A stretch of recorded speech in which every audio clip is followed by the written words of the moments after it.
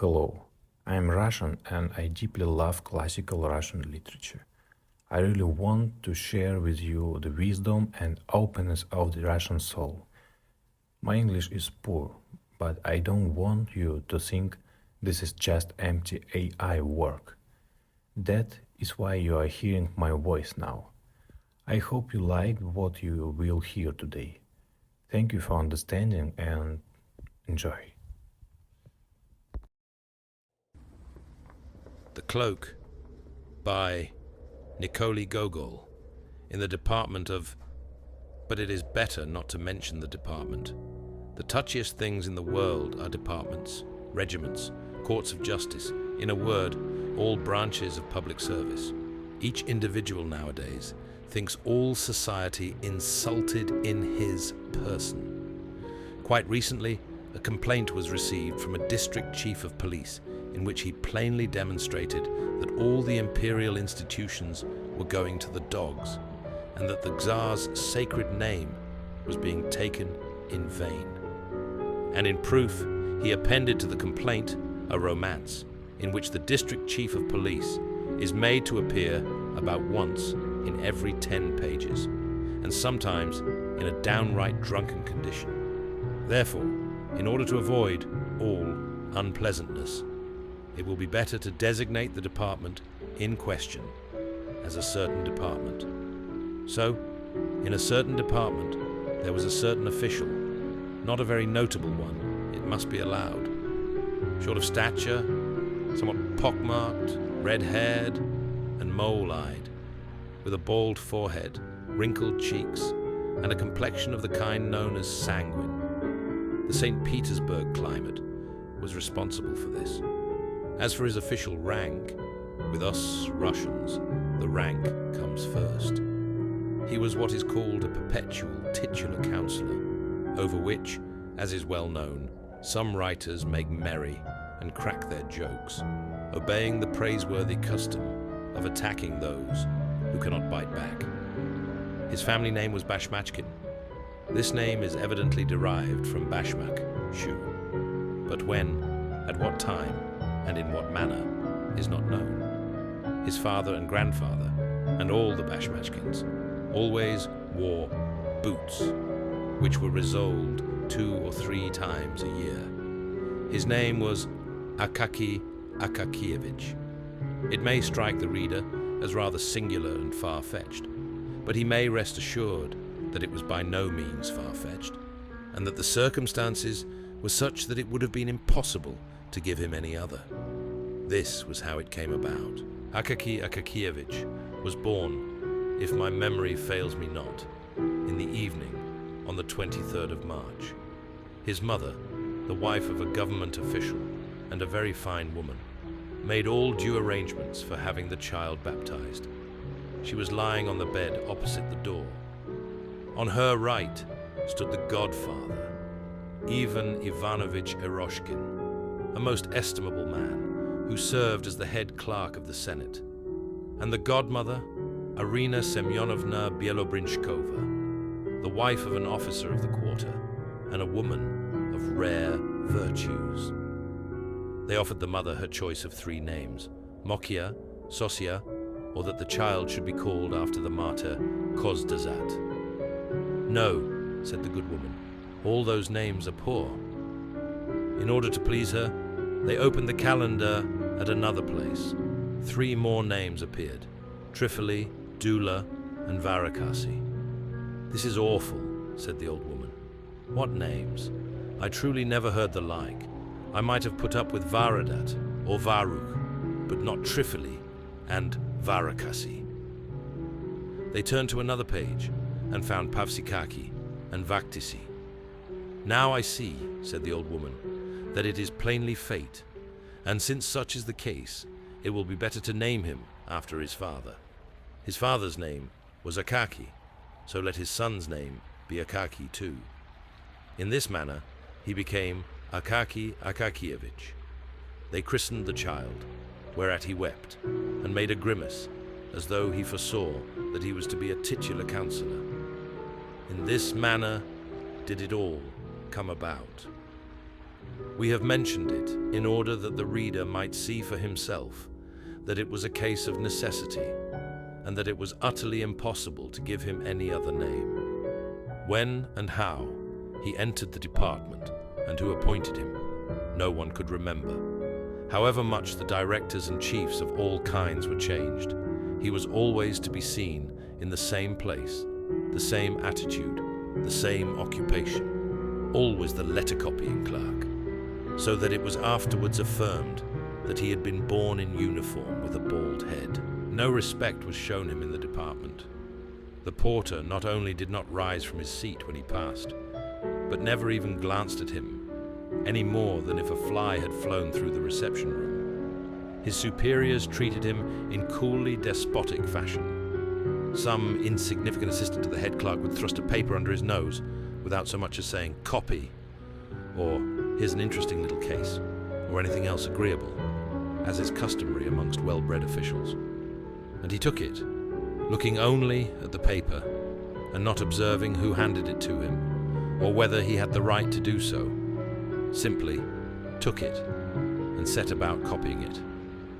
The young officials laughed at and made fun of him, so far as their official wit permitted.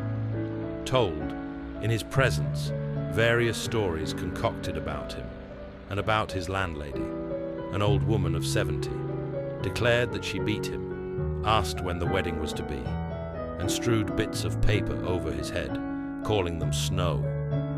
But Akaki Akakievich answered not a word, any more than if there had been no one there besides himself. It even had no effect upon his work. Amid all these annoyances, he never made a single mistake in a letter. But if the joking became wholly unbearable, as when they jogged his head and prevented his attending to his work, he would exclaim, "Leave me alone. Why do you insult me?" And there was something strange in the words, and the voice in which they were uttered. There was in it something which moved to pity, so much so that one young man, a newcomer, who, taking pattern by the others, had permitted himself to make sport of Akaki, suddenly stopped short, as though all about him had undergone a transformation, and presented itself in a different aspect. Some unseen force repelled him from the comrades whose acquaintance he had made, on the supposition that they were decent, well-bred men. Long afterwards, in his gayest moments, there recurred to his mind the little official with the bald forehead, with his heart-rending words, "Leave me alone. Why do you insult me?" In these moving words, other words resounded, "I am thy brother." And the young man covered his face with his hand, and many a time afterwards, in the course of his life, shuddered at seeing how much inhumanity there is in man, how much savage coarseness is concealed beneath refined, cultured, worldly refinement, and even, O God, in that man whom the world acknowledges as honorable and upright. It would be difficult to find another man who lived so entirely for his duties. It is not enough to say that Akaki labored with zeal. No, he labored with love. In his copying, he found a varied and agreeable employment. Enjoyment was written on his face. Some letters were even favorites with him, and when he encountered these, he smiled, winked, and worked with his lips, till it seemed as though each letter might be read in his face as his pen traced it. If his pay had been in proportion to his zeal, he would, perhaps, to his great surprise, have been made even a councillor of state. But he worked as his companions, the wits, put it, like a horse in a mill. However, it would be untrue to say that no attention was paid to him. One director, being a kindly man, and desirous of rewarding him for his long service, ordered him to be given something more important than mere copying. So he was ordered to make a report of an already concluded affair to another department, the duty consisting simply in changing the heading and altering a few words from the first to the third person. This caused him so much toil that he broke into a perspiration, rubbed his forehead, and finally said, "No, Give me rather something to copy. After that, they let him copy on forever. Outside this copying, it appeared that nothing existed for him. He gave no thought to his clothes. His uniform was not green, but a sort of rusty meal color. The collar was low, so that his neck, in spite of the fact that it was not long, seemed inordinately so as it emerged from it, like the necks of the plaster cats which peddlers carry about on their heads. And something was always sticking to his uniform, either a bit of hay or some trifle. Moreover, he had a peculiar knack, as he walked along the street, of arriving beneath a window just as all sorts of rubbish was being flung out of it. Hence, he always bore about on his hat scraps of melon rinds and other such articles. Never once in his life did he give heed to what was going on every day to the street, while it is well known that his young brother officials trained the range of their glances till they could see when anyone's trouser straps came undone upon the opposite sidewalk, which always brought a malicious smile to their faces. But Akaky Akakievich saw in all things the clean, even strokes of his written lines, and only when a horse thrust his nose from some unknown quarter over his shoulder and sent a whole gust of wind down his neck from his nostrils, did he observe that he was not in the middle of a line, but in the middle of the street. On reaching home, he sat down at once at the table, sipped his cabbage soup up quickly, and swallowed a bit of beef with onions, never noticing their taste, and gulping down everything with flies, and anything else which the Lord happened to send at the moment. When he saw that his stomach was beginning to swell, he rose from the table and copied papers which he had brought home. If there happened to be none, he took copies for himself, for his own gratification, especially if the document was noteworthy, not on account of its style, but of its being addressed to some distinguished person. Even at the hour when the grey St. Petersburg sky had quite disappeared, and all the official world had eaten or dined, each as he could, in accordance with the salary he received and his own fancy. When all were resting from the department jar of pens, running to and fro for their own and other people's indispensable occupations, and from all the work that an uneasy man makes willingly for himself rather than what is necessary. When officials hasten to dedicate to pleasure the time which is left to them, one bolder than the rest, going to the theatre, another into the street looking under the bonnets, another wasting his evening in compliments to some pretty girl, the star of a small official circle, another, and this is the common case of all, visiting his comrades on the third or fourth floor in two small rooms with an anteroom or kitchen and some pretensions to fashion, such as a lamp or some other trifle which has cost many a sacrifice of dinner or pleasure trip. In a word, at the hour when all officials disperse among the contracted quarters of their friends to play whist as they sip their tea from glasses with a kopek's worth of sugar, smoke long pipes, relate at times some bits of gossip which a Russian man can never, under any circumstances, refrain from, and when there is nothing else to talk of, repeat eternal anecdotes about the commandant to whom they had sent word that the tails of the horses on the Falconet monument had been cut off. When all strive to divert themselves, Akaky Akakievich indulged in no kind of diversion. No one could even say that he had seen him at any kind of evening party. Having written to his heart's content, he lay down to sleep, smiling at the thought of the coming day, of what God might send him to copy on the morrow. Thus flowed on the peaceful life of the man who, with a salary of 400 rubles, understood how to be content with his lot, and thus it would have continued to flow on, perhaps, to extreme old age, were it not that there are various ills strewn along the path of life for titular counsellors, as well as for private, actual, court, and every other species of counsellor, even to those who never give any advice or take any themselves. there exists in St. Petersburg a powerful foe of all who receive a salary of 400 rubles a year, or thereabouts. This foe is no other than the northern cold, although it is said to be very healthy.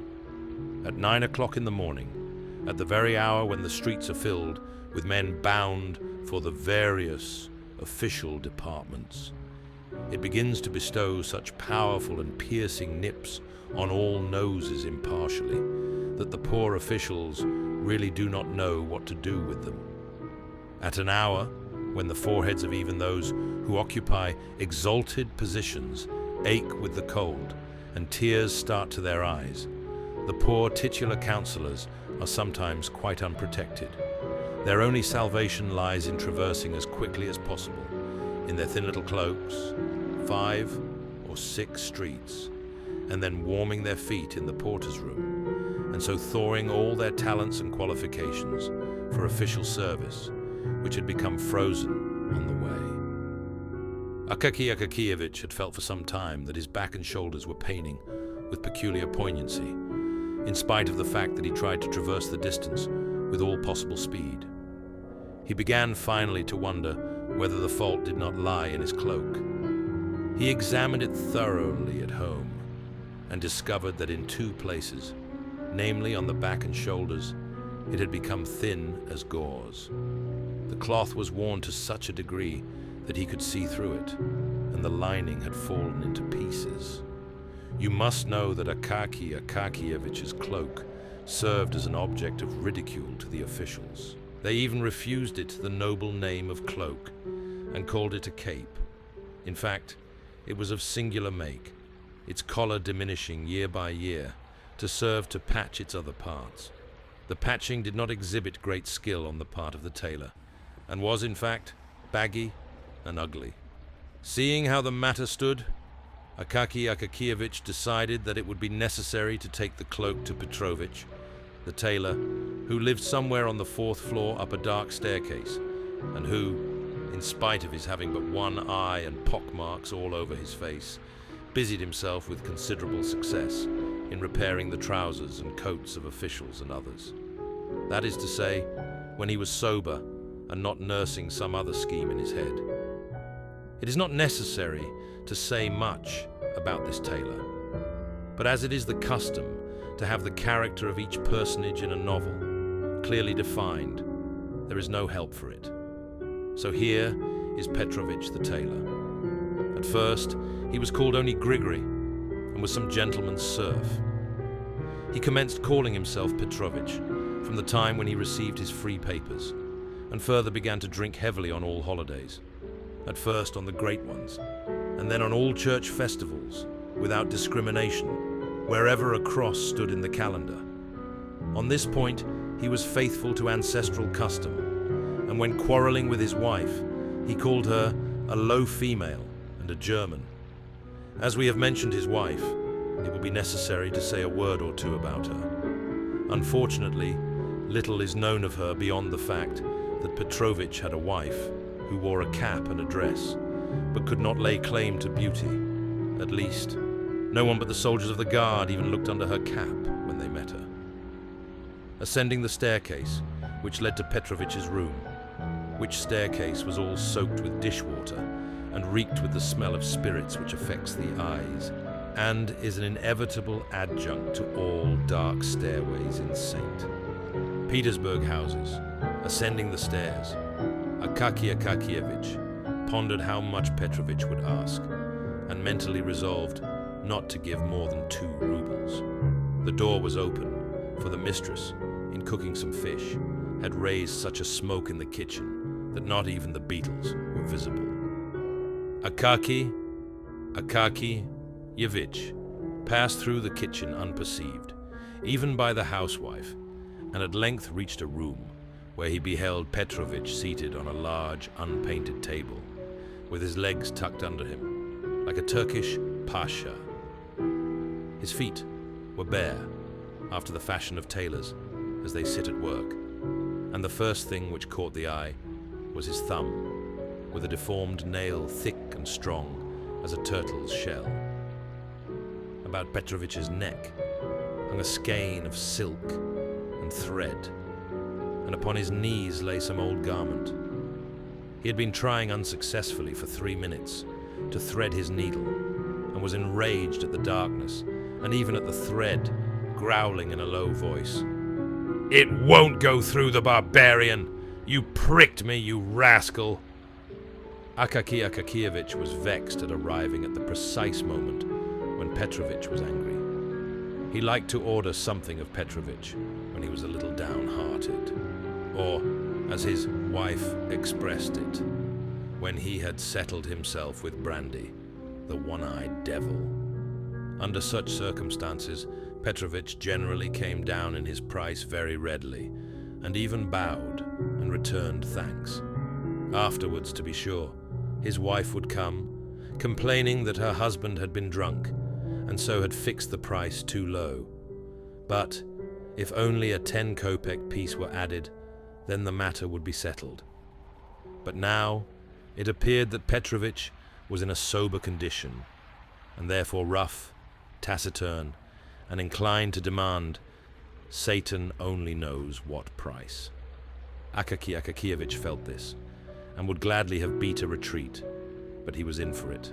Petrovich screwed up his one eye very intently at him, and Akaki Akakievich involuntarily said, "How do you do, Petrovich?"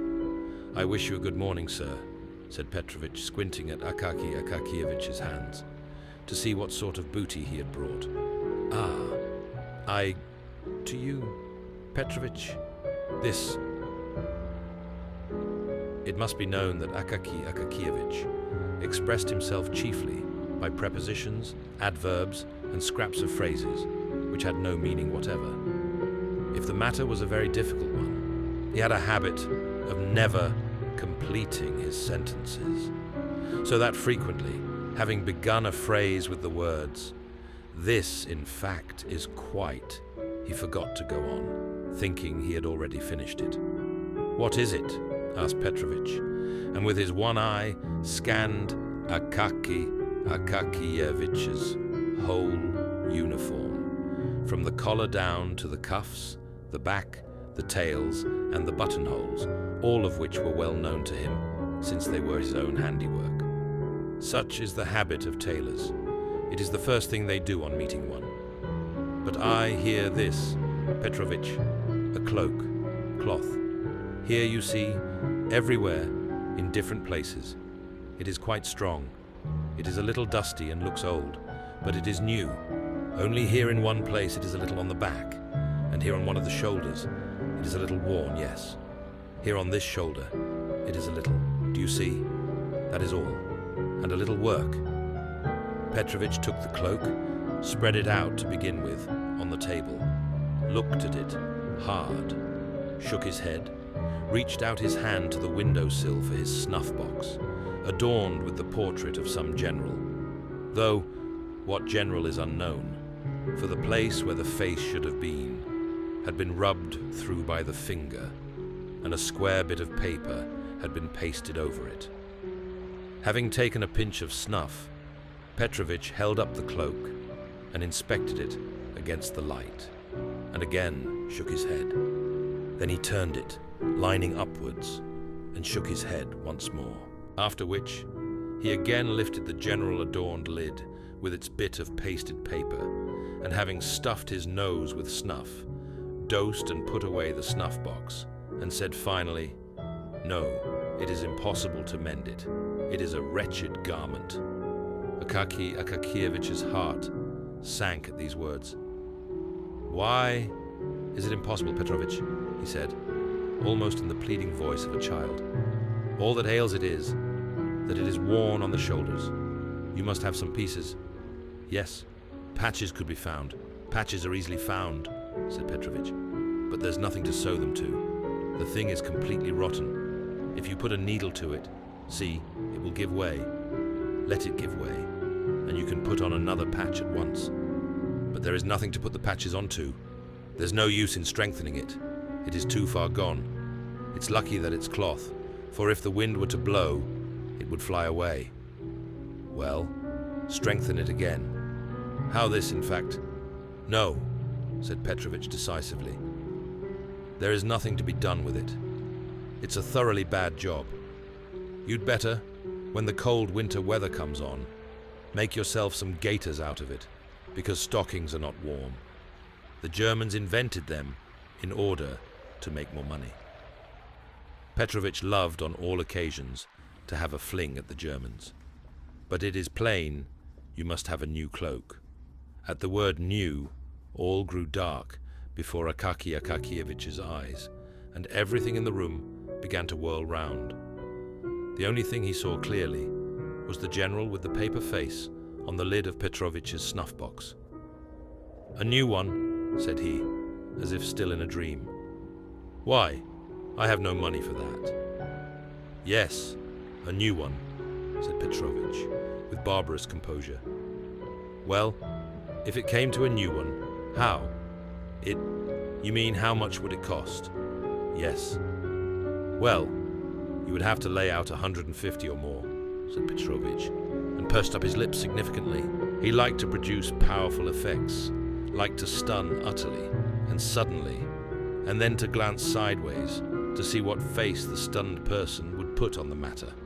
150 rubles for a cloak, shrieked poor Akaky Akakievich, perhaps for the first time in his life, for his voice had always been distinguished for softness. "Yes, sir," said Petrovich, "for any kind of cloak. If you have a marten fur on the collar or a silk-lined hood, it will mount up to 200. "Petrovich, please," said Akaky Akakievich in a beseeching tone, not hearing and not trying to hear Petrovich's words and disregarding all his effects. "Some repairs, in order that it may wear yet a little longer." "No, it would only be a waste of time and money," said Petrovich, and Akaky Akakievich went away after these words, utterly discouraged. But Petrovich stood for some time after his departure, with significantly compressed lips, and without betaking himself to his work, satisfied that he would not be dropped, and an artistic tailor employed. Akaky Akakievich went out into the street, as if in a dream. "Such an affair," he said to himself. "I did not think it had come to..." And then after a pause, he added, "Well, so it is. See what it has come to at last. And I never imagined that it was so." Then followed a long silence, after which he exclaimed, "Well, so it is. See what already. Nothing unexpected that... It would be nothing. What a strange circumstance." So saying, instead of going home, he went in exactly the opposite direction, without suspecting it. On the way, a chimney sweep bumped up against him and blackened his shoulder, and a whole hatful of rubbish landed on him from the top of a house which was building. He did not notice it, and only when he ran against a watchman, who, having planted his halberd beside him, was shaking some snuff from his box into his horny hand, did he recover himself a little, and that because the watchman said, "Why are you poking yourself into a man's very face? Haven't you the pavement?" This caused him to look about him and turn towards home. There only, he finally began to collect his thoughts and to survey his position in its clear and actual light, and to argue with himself, sensibly and frankly, as with a reasonable friend, with whom one can discuss private and personal matters. "No," said Akaky Akakievich, "it is impossible to reason with Petrovich now. He is that. Evidently, his wife has been beating him. I'd better go to him on Sunday morning. After Saturday night, he will be a little cross-eyed and sleepy, for he will want to get drunk, and his wife won't give him any money. And at such a time, a 10-kopeck piece in his hand he will become more fit to reason with, and then the cloak and that." Thus argued Akaky Akakievich with himself, regained his courage, and waited until the first Sunday, when, seeing from afar that Petrovich's wife had left the house, he went straight to him. Petrovich's eye was indeed very much askew after Saturday. His head drooped, and he was very sleepy. But for all that, as soon as he knew what it was a question of. It seemed as though Satan jogged his memory. "Impossible," said he. "Please to order a new one." Thereupon, Akaky Akakievich handed over the 10-kopeck piece. "Thank you, sir. I will drink your good health," said Petrovich. "But as for the cloak, don't trouble yourself about it. It is good for nothing.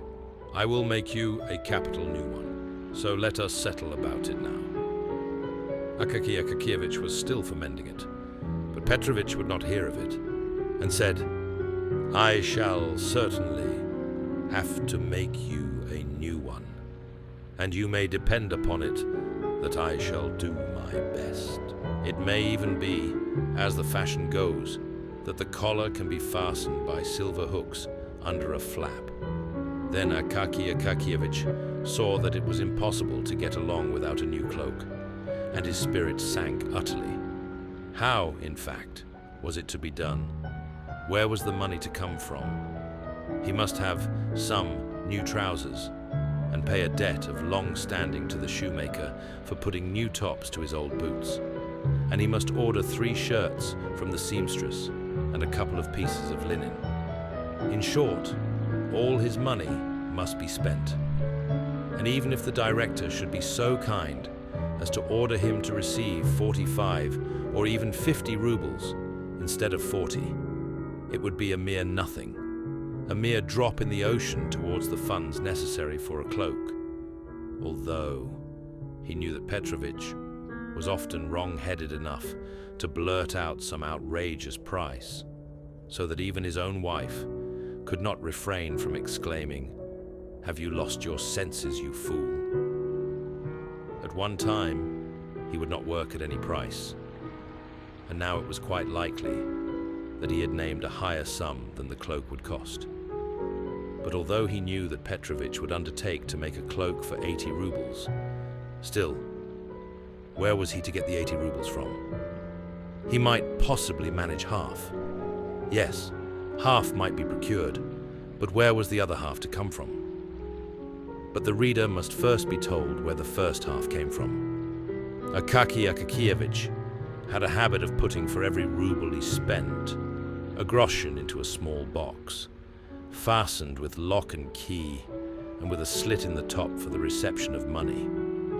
At the end of every half year, he counted over the heap of coppers and changed it for silver. This he had done for a long time, and in the course of years, the sum had mounted up to over 40 rubles. Thus, he had one half on hand. But where was he to find the other half? Where was he to get another 40 rubles from? Akaky Akakievich thought and thought, and decided that it would be necessary to curtail his ordinary expenses, for the space of 1 year at least, to dispense with tea in the evening, to burn no candles, and if there was anything which he must do, to go into his landlady's room and work by her light.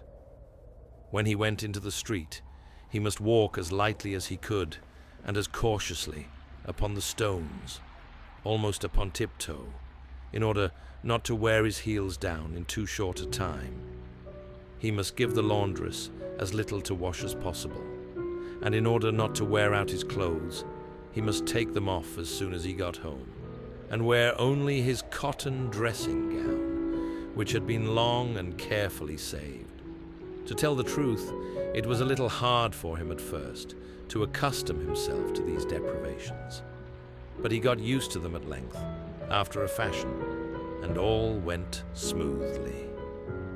He even got used to being hungry in the evening, but he made up for it by treating himself, so to say, in spirit, by bearing ever in mind the idea of his future cloak. From that time forth, his existence seemed to become, in some way, fuller, as if he were married, or as if some other man lived in him, as if, in fact, he were not alone, and some pleasant friend had consented to travel along life's path with him, the friend being no other than the cloak, with thick wadding and a strong lining incapable of wearing out. He became more lively, and even his character grew firmer, like that of a man who has made up his mind and set himself a goal. From his face and gait, doubt and indecision, all hesitating and wavering, disappeared of themselves. Fire gleamed in his eyes, and occasionally the boldest and most daring ideas flitted through his mind. Why not, for instance, have marten fur on the collar? The thought of this almost made him absent-minded. Once, in copying a letter, he nearly made a mistake, so that he exclaimed almost aloud, "Ugh!" and crossed himself. Once, in the course of every month, he had a conference with Petrovich on the subject of the cloak, where it would be better to buy the cloth, and the color, and the price. He always returned home satisfied, though troubled, reflecting that the time would come at last when it could all be bought, and then the cloak made. The affair progressed more briskly than he had expected, for, beyond all his hopes, the director awarded neither 40 nor 45 rubles for Akaky Akakievich's share, but 60. Whether he suspected that Akaky Akakievich needed a cloak, or whether it was merely chance. At all events, 20 extra rubles were by this means provided. This circumstance hastened matters.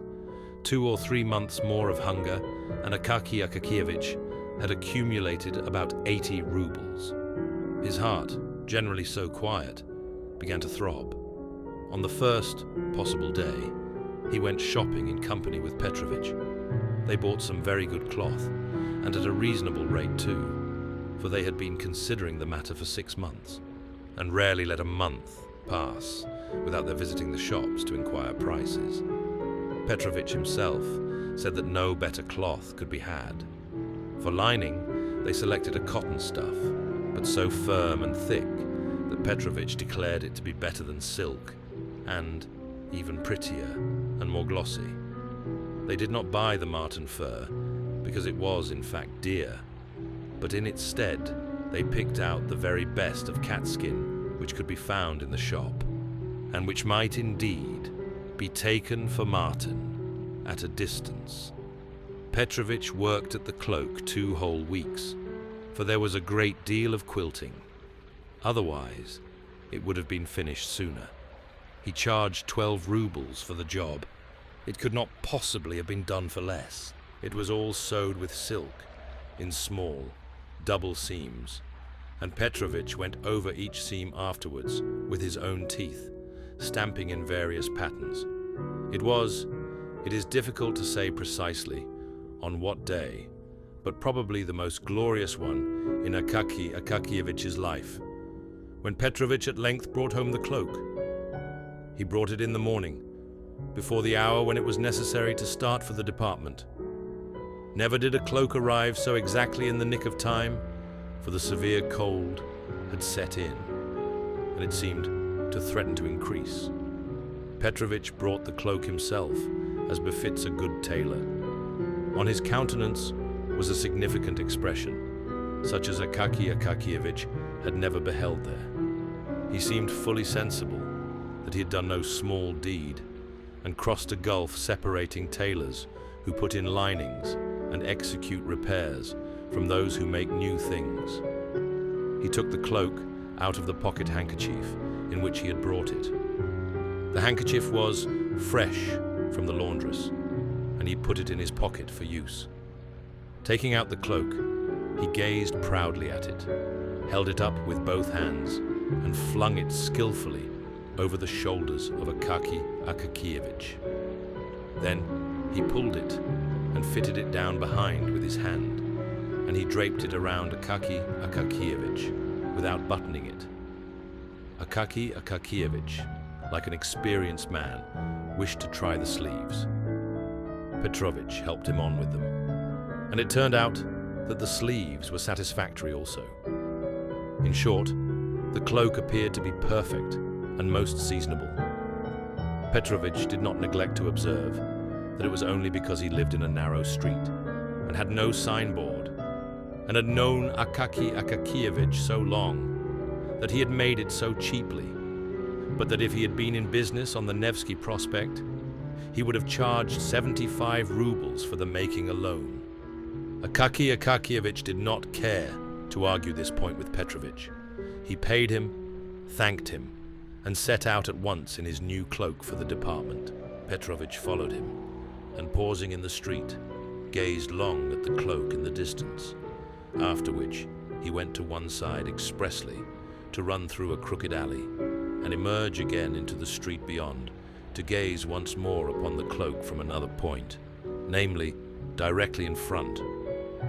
Meantime, Akaki Akakievich went on in holiday mood. He was conscious every second of the time that he had a new cloak on his shoulders, and several times he laughed with internal satisfaction. In fact, there were two advantages. One was its warmth, the other, its beauty. He saw nothing of the road, but suddenly found himself at the department. He took off his cloak in the anteroom, looked it over carefully, and confided it to the special care of the attendant. It is impossible to say precisely how it was that everyone in the department knew at once that Akaki Akakievich had a new cloak, and that the cape no longer existed. All rushed at the same moment into the anteroom to inspect it. They congratulated him and said pleasant things to him, so that he began at first to smile, and then to grow ashamed. When all surrounded him and said that the new cloak must be christened, and that he must, at least, give them all a party, Akaki Akakievich lost his head completely and did not know where he stood, what to answer, or how to get out of it. He stood blushing all over for several minutes, trying to assure them, with great simplicity, that it was not a new cloak, that it was in fact the old cape. At length, one of the officials, assistant to the head clerk, in order to show that he was not at all proud and on good terms with his inferiors, said, "So be it, only I will give the party instead of Akaki Akakievich. I invite you all to tea with me tonight. It just happens to be my name day too." The officials naturally at once offered the assistant clerk their congratulations and accepted the invitation with pleasure.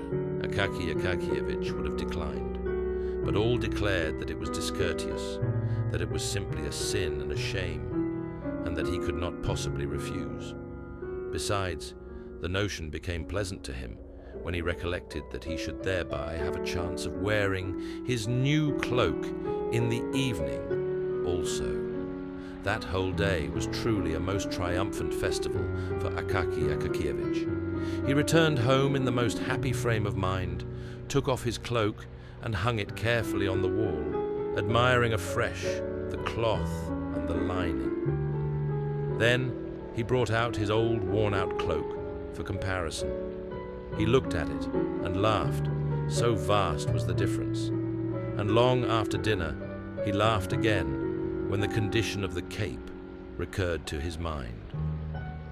He dined cheerfully, and after dinner wrote nothing, but took his ease for a while on the bed until it got dark.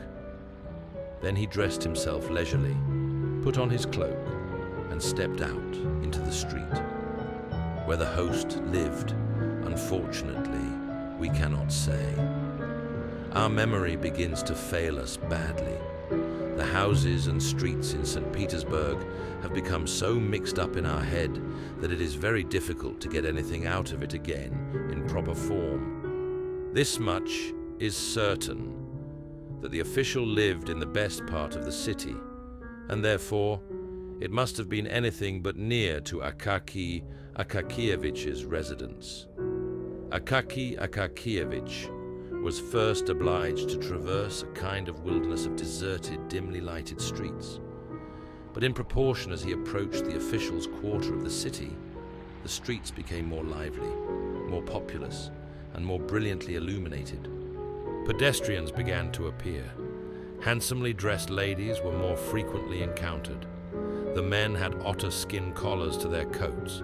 Shabby sleigh men, with their wooden railed sledges, stuck over with brass-headed nails, became rarer, whilst on the other hand, more and more drivers in red velvet caps, lacquered sledges, and bearskin coats began to appear, and carriages with rich hammercloths flew swiftly through the streets, their wheels scrunching the snow. Akaky Akakievich gazed upon all this as upon a novel sight. He had not been in the streets during the evening for years. He halted out of curiosity before a shop window to look at a picture representing a handsome woman who had thrown off her shoe, thereby baring her whole foot in a very pretty way, whilst behind her, the head of a man with whiskers and a handsome moustache peeped through the doorway of another room. Akaky Akakievich shook his head and laughed, and then went on his way. Why did he laugh? Either because he had met with a thing utterly unknown, but for which everyone cherishes, nevertheless, some sort of feeling, or else he thought, like many officials, well, those French, what is to be said? If they do go in for anything of that sort, why? But possibly he did not think at all. Akaky Akakievich at length reached the house in which the head clerk's assistant lodged. He lived in fine style. The staircase was lit by a lamp, his apartment being on the second floor. On entering the vestibule, Akaky Akakievich beheld a whole row of galoshes on the floor. Among them, in the center of the room, stood a samovar, humming and emitting clouds of steam. On the walls hung all sorts of coats and cloaks, among which there were even some with beaver collars or velvet facings. Beyond, the buzz of conversation was audible, and became clear and loud when the servant came out with a tray full of empty glasses, cream jugs, and sugar bowls. It was evident that the officials had arrived long before and had already finished their first glass of tea. Akaky Akakievich, having hung up his own cloak, entered the inner room. Before him, all at once appeared lights, officials, pipes, and card tables, and he was bewildered by a sound of rapid conversation rising from all the tables and the noise of moving chairs. He halted very awkwardly in the middle of the room, wondering what he ought to do. But they had seen him. They received him with a shout, and all thronged at once into the anteroom, and there took another look at his cloak. Akaky Akakievich, although somewhat confused, was frank-hearted and could not refrain from rejoicing when he saw how they praised his cloak. Then, of course, they all dropped him and his cloak and returned, as was proper, to the tables set out for whist. All this, the noise, the talk, and the throng of people, was rather overwhelming to Akaky Akakievich. He simply didn't know where he stood, or where to put his hands, his feet, and his whole body. Finally, he sat down by the players, looked at the cards, gazed at the face of one and another, and after a while began to gape and to feel that it was wearisome, the more so as the hour was already long past when he usually went to bed. He wanted to take leave of the host, but they would not let him go, saying that he must not fail to drink a glass of champagne in honor of his new garment. In the course of an hour, supper, consisting of vegetable salad, cold veal, pastry, confectioner's pies, and champagne, was served. They made Akaky Akakievich drink 2 glasses of champagne, after which he felt other things grow livelier.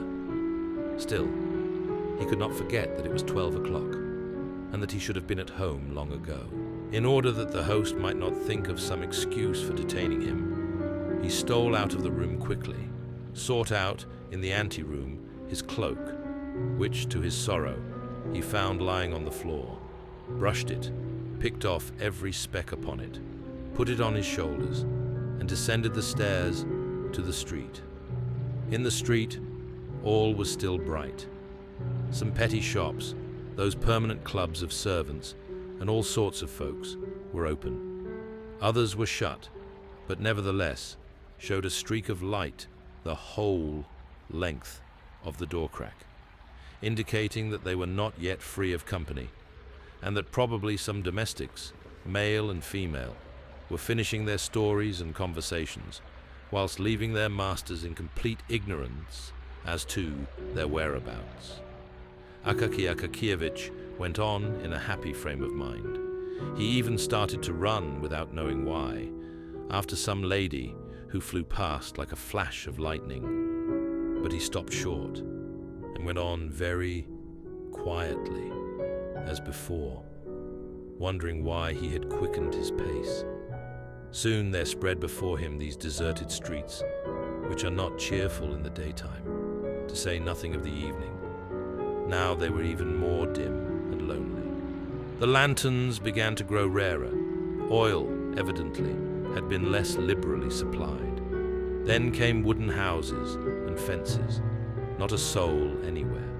Only the snow sparkled in the streets and mournfully veiled the low-roofed cabins with their closed shutters. He approached the spot where the street crossed a vast square with houses barely visible on its farther side, a square which seemed a fearful desert. Afar, a tiny spark glimmered from some watchman's box, which seemed to stand on the edge of the world. Akaky Akakievich's cheerfulness diminished at this point in a marked degree. He entered the square, not without an involuntary sensation of fear, as though his heart warned him of some evil. He glanced back, and on both sides it was like a sea about him. No, it is better not to look, he thought, and went on, closing his eyes. When he opened them, to see whether he was near the end of the square, he suddenly beheld, standing just before his very nose, some bearded individuals of precisely what sort he could not make out. All grew dark before his eyes, and his heart throbbed. "Of course, the cloak is mine," said one of them in a loud voice, seizing hold of his collar. Akaky Akakievich was about to shout, "Help!" when the second man thrust a fist about the size of an official's head at his very mouth, muttering, "Just you dare to scream." Akaky Akakievich felt them strip off his cloak and give him a kick. He fell headlong upon the snow and felt no more. In a few minutes he recovered consciousness and rose to his feet, but no one was there. He felt that it was cold in the square and that his cloak was gone. He began to shout, but his voice did not appear to reach the outskirts of the square.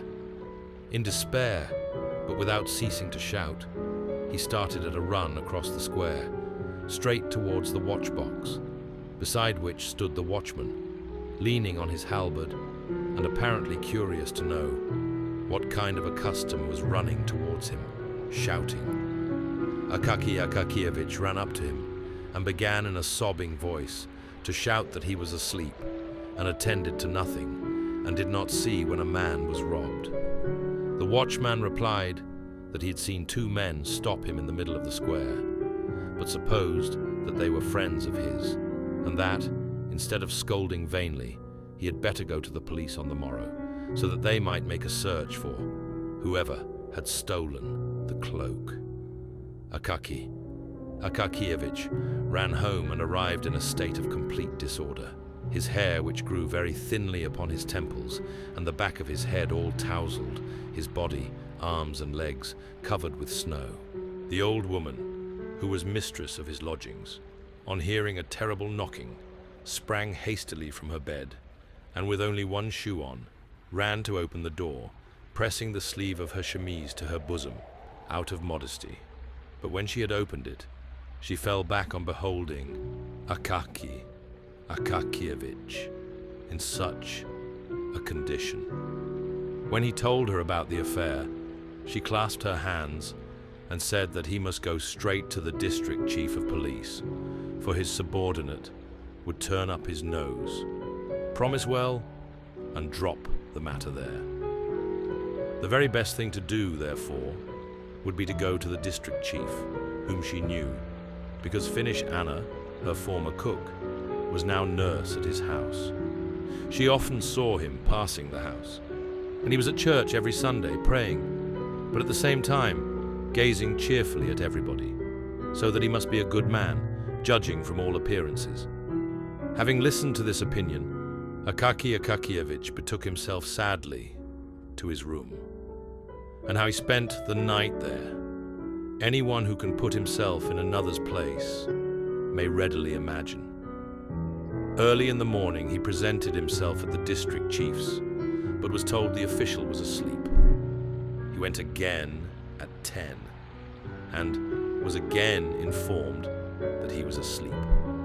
At 11, and they said, the superintendent is not at home. At dinner time, and the clerks in the anteroom would not admit him on any terms, and insisted upon knowing his business.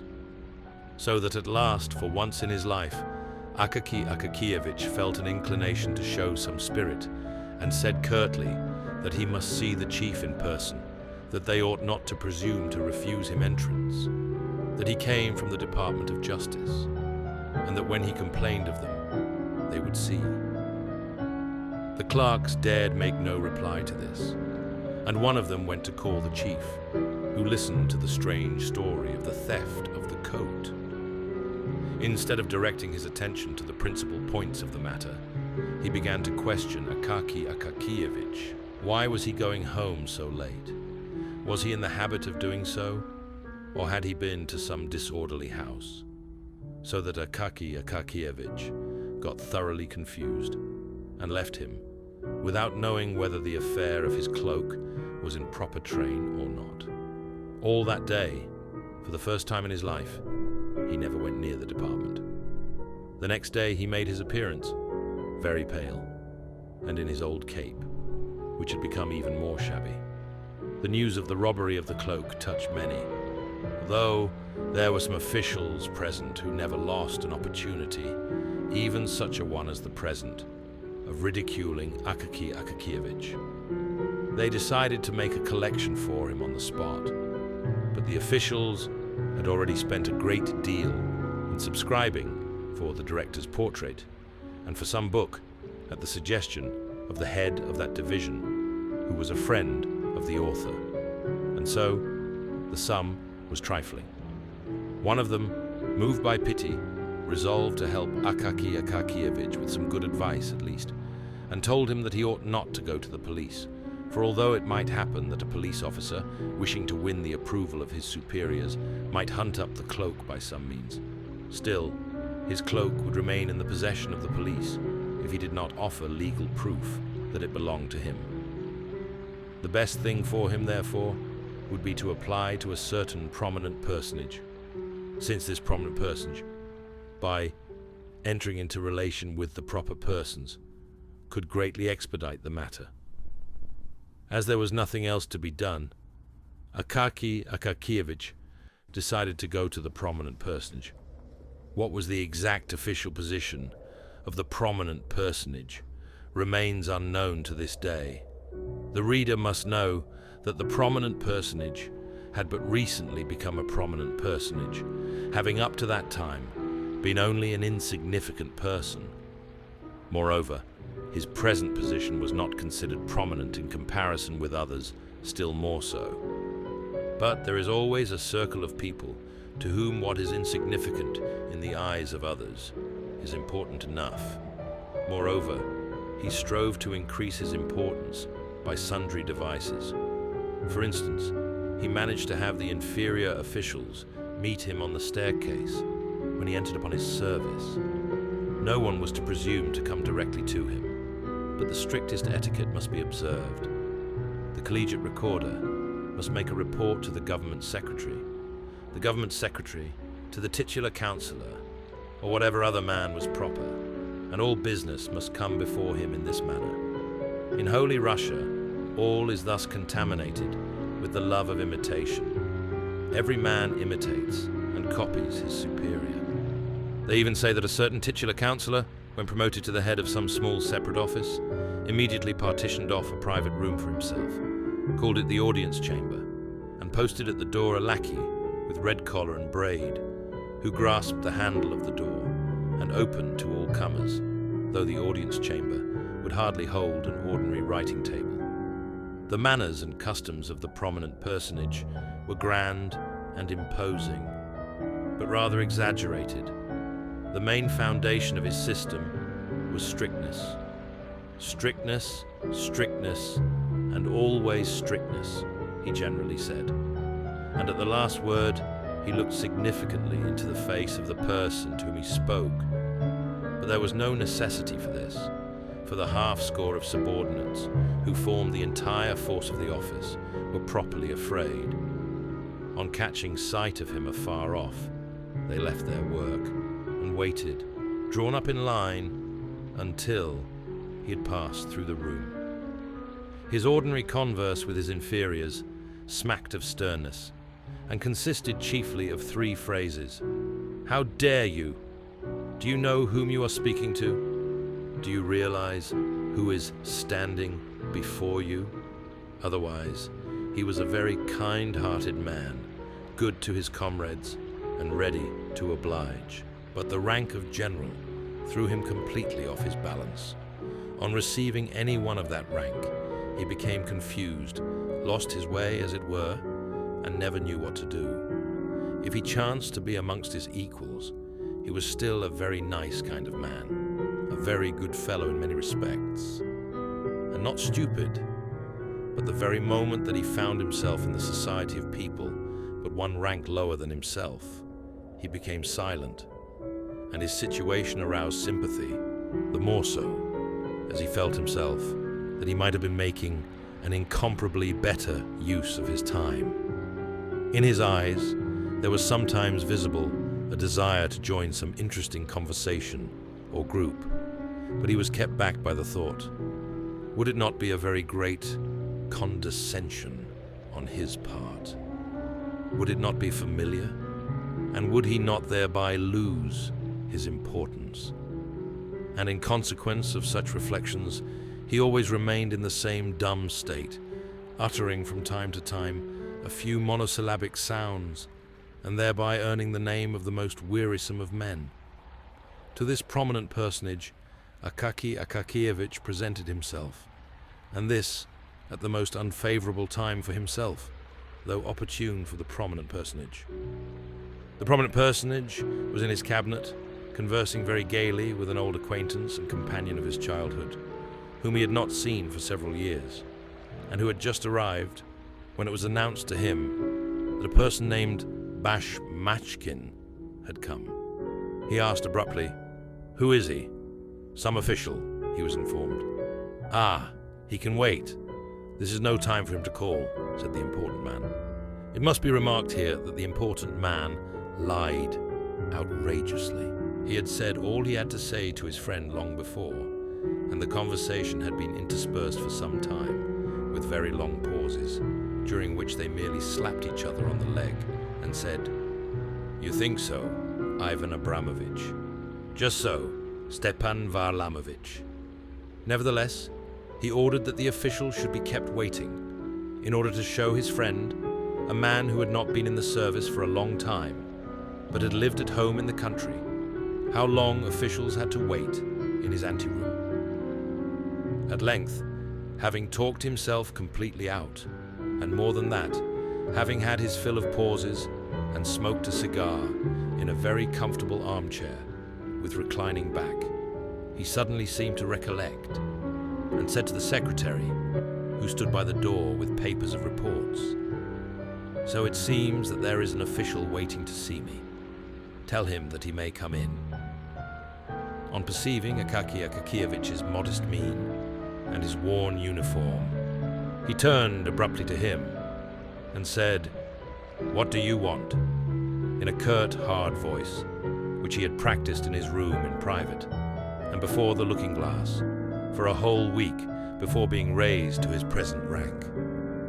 Akaky Akakievich, who was already imbued with a due amount of fear, became somewhat confused, and as well as his tongue would permit, explained, with a rather more frequent addition than usual, of the word that his cloak was quite new, and had been stolen in the most inhuman manner, that he had applied to him in order that he might, in some way, by his intermediation, that he might enter into correspondence with the chief of police and find the cloak.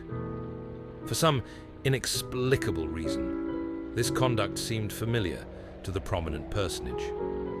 "What, my dear sir," he said abruptly, "are you not acquainted with etiquette?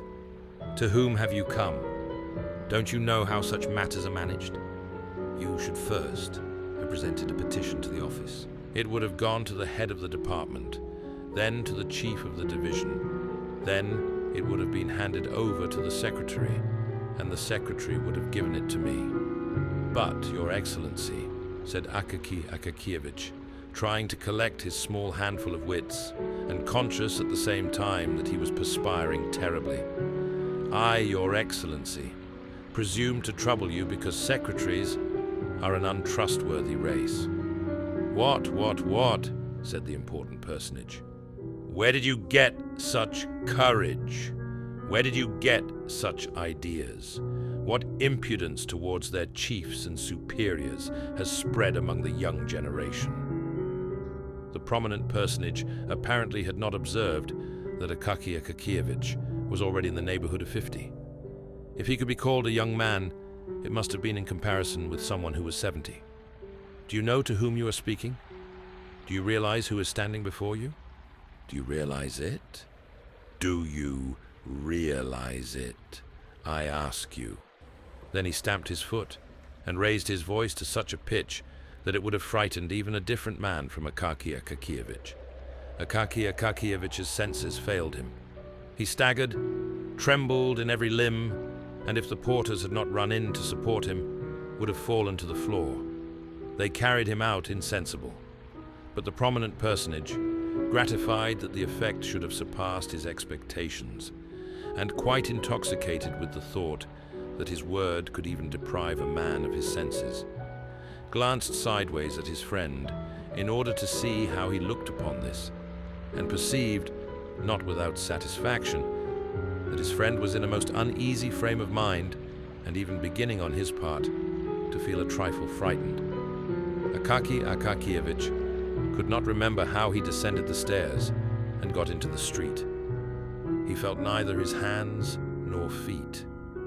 Never in his life had he been so rated by any high official, let alone a strange one. He went staggering on through the snowstorm, which was blowing in the streets, with his mouth wide open. The wind, in St. Petersburg fashion, darted upon him from all quarters and down every cross street.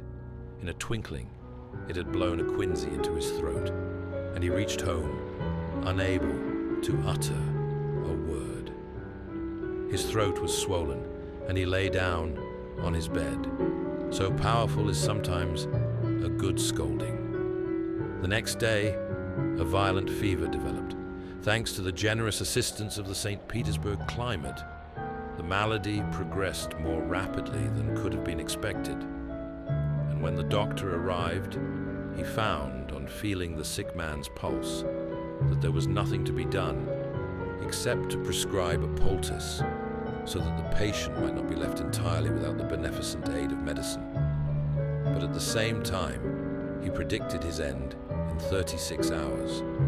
After this, he turned to the landlady and said, "And as for you, don't waste your time on him. Order his pine coffin now, for an oak one will be too expensive for him." Did Akaky Akakievich hear these fatal words? And if he heard them, did they produce any overwhelming effect upon him? Did he lament the bitterness of his life? We know not, for he continued in a delirious condition. Visions incessantly appeared to him, each stranger than the other. Now he saw Petrovich, and ordered him to make a cloak, with some traps for robbers, who seemed to him to be always under the bed, and he cried every moment to the landlady to pull one of them from under his coverlet. Then he inquired why his old mantle hung before him when he had a new cloak.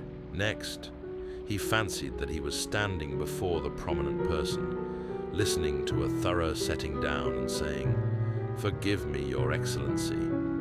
But at last, he began to curse, uttering the most horrible words, so that his aged landlady crossed herself, never in her life having heard anything of the kind from him, and more so as these words followed directly after the words, "Your Excellency."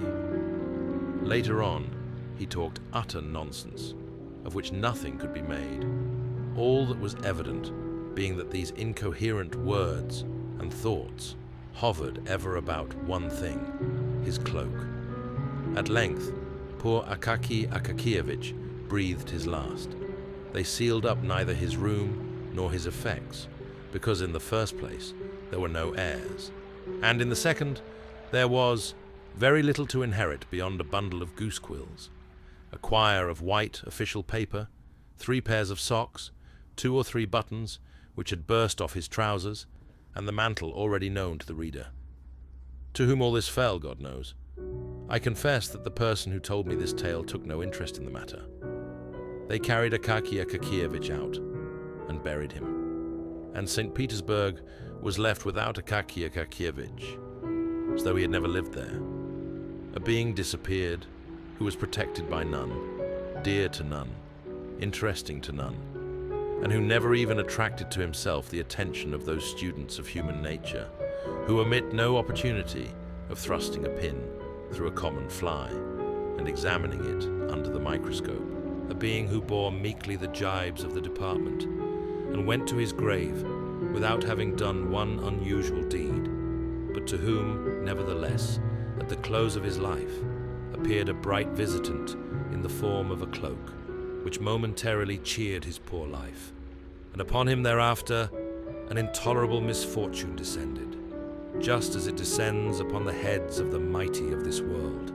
Several days after his death, the porter was sent from the department to his lodgings, with an order for him to present himself there immediately, the chief commanding it. But the porter had to return unsuccessful, with the answer that he could not come, and to the question, "Why?" replied, "Well, because he is dead. He was buried 4 days ago." In this manner did they hear of Akaky Akakievich's death at the department, and the next day a new official sat in his place, with a handwriting by no means so upright, but more inclined and slanting.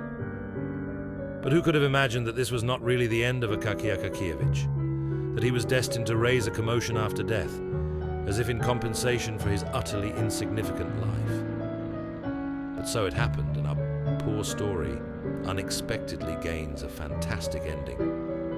A rumor suddenly spread through St. Petersburg that a dead man had taken to appearing on the Kalinkin Bridge and its vicinity at night in the form of an official seeking a stolen cloak, and that, under the pretext of its being the stolen cloak, he dragged, without regard to rank or calling, everyone's cloak from his shoulders, be it catskin, beaver, fox, bear, sable, in a word, every sort of fur and skin which men adopted for their covering.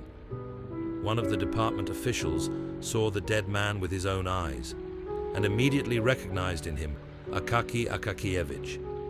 This, however, inspired him with such terror that he ran off with all his might, and therefore did not scan the dead man closely, but only saw how the latter threatened him from afar with his finger.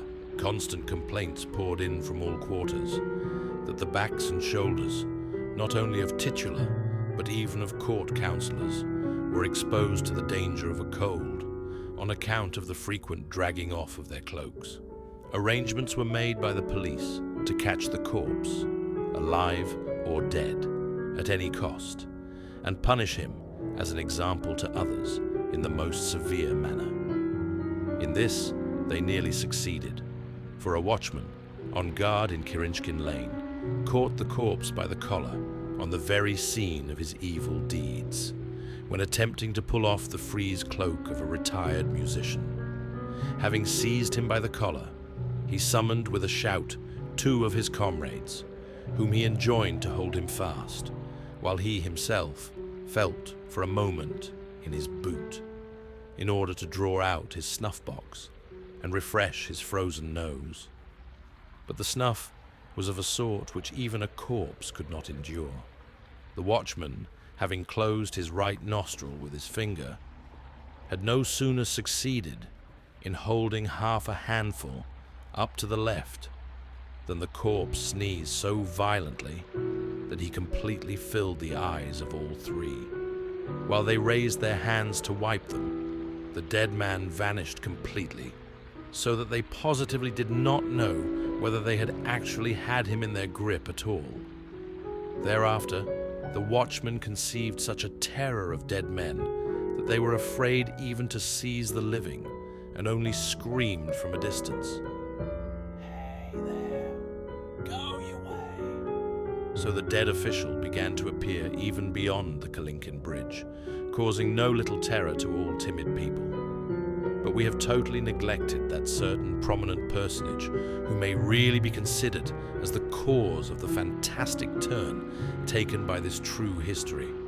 First of all, justice compels us to say that after the departure of poor annihilated Akaki Akakievich, he felt something like remorse. Suffering was unpleasant to him, for his heart was accessible to many good impulses, in spite of the fact that his rank often prevented his showing his true self.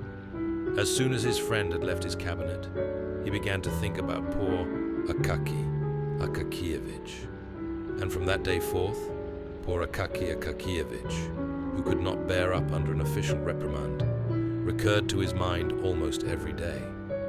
The thought troubled him to such an extent that a week later, he even resolved to send an official to him to learn whether he really could assist him. And when it was reported to him that Akaki Akakievich had died suddenly of fever, he was startled, hearkened to the reproaches of his conscience, and was out of sorts for the whole day. Wishing to divert his mind in some way and drive away the disagreeable impression, he set out that evening for one of his friends' houses, where he found quite a large party assembled.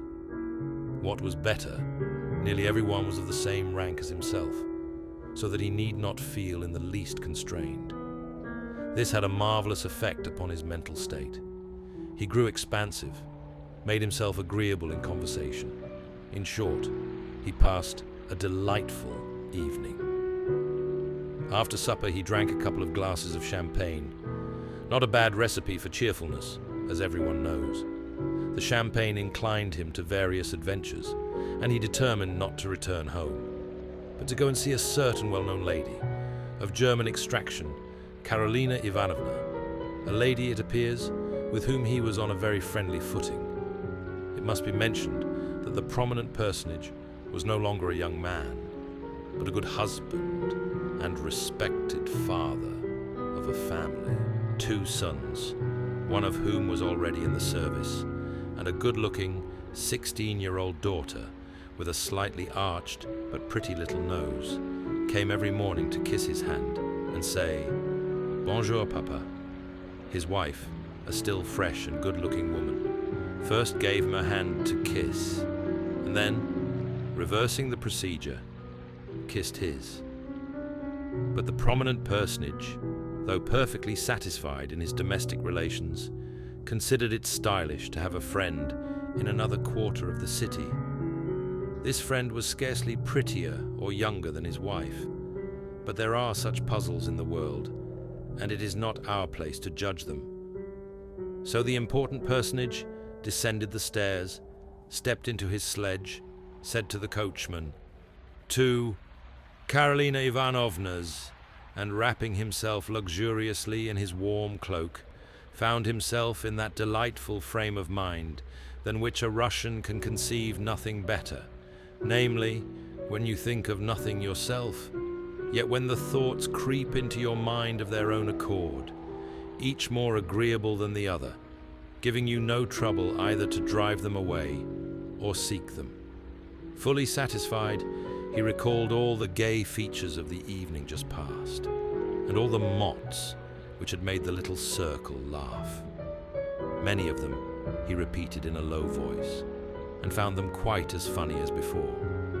So it is not surprising that he should laugh heartily at them. Occasionally, however, he was interrupted by gusts of wind, which, coming suddenly, God knows whence or why, cut his face, drove masses of snow into it, filled out his cloak collar like a sail, or suddenly blew it over his head with supernatural force, and thus caused him constant trouble to disentangle himself. Suddenly, the important personage felt someone clutch him firmly by the collar.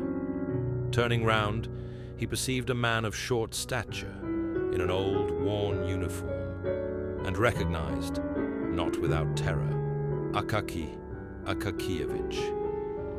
The official's face was white as snow and looked just like a corpse's, but the horror of the important personage transcended all bounds when he saw the dead man's mouth open and heard it utter the following remarks, while it breathed upon him the terrible odor of the grave.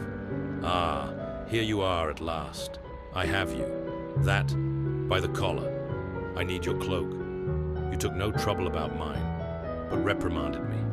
So now give up your own." The pallid, prominent personage almost died of fright, brave as he was in the office and in the presence of inferiors generally. And although, at the sight of his manly form and appearance, everyone said, "Ugh, how much character he has," at this crisis, he, like many possessed of an heroic exterior, experienced such terror that, not without cause, he began to fear an attack of illness. He flung his cloak hastily from his shoulders and shouted to his coachman in an unnatural voice, "Home at full speed." The coachman, hearing the tone which is generally employed at critical moments, and even accompanied by something much more tangible, drew his head down between his shoulders in case of an emergency, flourished his whip, and flew on like an arrow.